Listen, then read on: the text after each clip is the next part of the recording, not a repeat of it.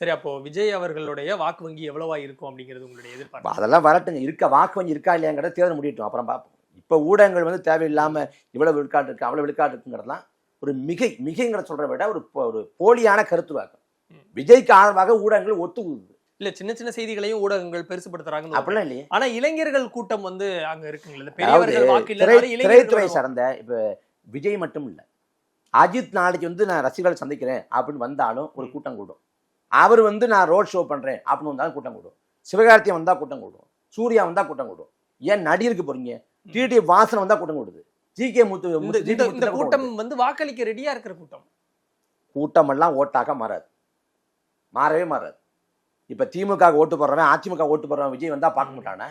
இங்க பெரியார் திடலுக்கு வந்து விஜய் மாலை போட போறாரு. அங்க ஒருத்தர் வந்து அலைபேசி எடுத்து தன் படம் எடுக்கிறாரு. அந்த தன் படம் எடுக்கிறப்ப அந்த அலைபேசியில பார்த்தா ஸ்டாலின் படம் இருக்கு.